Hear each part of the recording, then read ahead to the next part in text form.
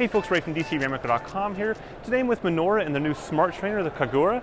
So this trainer that you see down here is a wheel-on trainer, so that means that you go ahead and have your wheel directly on the trainer itself. A little different than a direct drive trainer, which is something that Minoura says they're working on longer term, but for now they wanted to kind of start in this market. This trainer is priced at $599, which is identical to things like the Wahoo Kicker Snap, the Elite Rampa, Cyclops Magnus, so all in that same ballpark there, but it's actually quite different from a spec standpoint. The first thing is that it's got 20% grade incline, which is way beyond what most other trainers in this category have. Most of the trainers tend to be like in the 9 to 13, 14% range is sort of the average. So to be at 20% is pretty impressive. It does also have the ability to go up to 2,000 watts, which is again beyond what most of the trainers have, which tend to be in the 1,000 to 1,400 watt range. So that's pretty solid.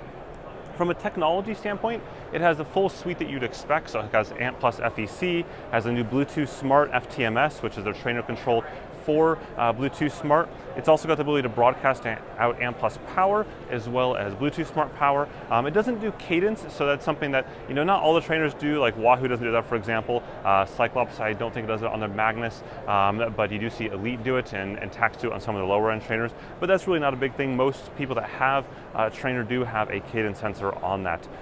Next, when it looks at some of the trainer frame pieces there. So if we look down here on the frame itself, a couple things to note is that the resistance unit can actually be bought by itself, which is pretty cool. So for $100 less, you can buy just the resistance unit, and it'll work on pretty much any of the Minoura frames made in the last 15 years, which is a really neat thing. Something that we saw Kinetic attempt to do last year, they did with their smart control, so it's neat to see that concept here as well. So you can save $100 if you already have a Minoura frame. You can also go ahead and unlock the frame as well, so you can use one of two different modes. The first mode is a gravity mode, which basically means that the frame will go ahead and just rest without any locks in place down here, and it'll rest on the wheel using the gravity of your body. And then you can go and unlock it and go into a fully, or lock it and go into fully locked mode, again using these two locks down here, one on that side, one on the other side there, to simply lock this arm in place if you don't want the gravity mode. Finally, the last thing on the frame itself, or on the resistance unit, is the power. So you see down here that it has a power cable plugged into it, and this is true if you want to use it in a smart controlling or resistance mode. But if you want just kind of a standard magnetic type mode for outdoors, like say you're warming up at a race, for example, you can use one of three different modes, 1, 2, and 3, and those do 100 watts, 200 watts, or 300 watts resistance. So that is something that's pretty cool to be able to go ahead and do that at a race, not have to have power there.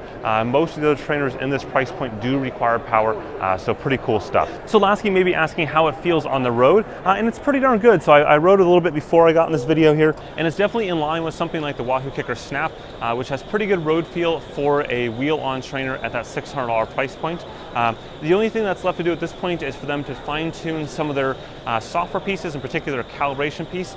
So right now I'm on Zwift and it's showing pretty low power, but the company says they're working on that, and that's coming before they start shipping the trainer, so they'll see that probably the next couple of weeks to finalize that, and then they'll have the trainer start to ship at the end of October. And again, for that $599 price point, not only in the US, but you also see it in Europe and the UK, as well as in Asia from Japan. And of course, just to be clear, this trainer will work with apps like Zwift and TrainerRoad and KinoMap, everything using the standards I mentioned earlier of ANT+ FEC and Bluetooth Smart. So there's pretty much every app on the market to work with right out of the box, which is pretty cool stuff. With that, thanks for watching. Go ahead and whack that like button down at the bottom, as well as the subscribe button. There's plenty more sports technology goodness coming up, especially in the next couple weeks as products start shifting from cycling to running, and then off into other areas as well of the sports tech realm. Have a good one.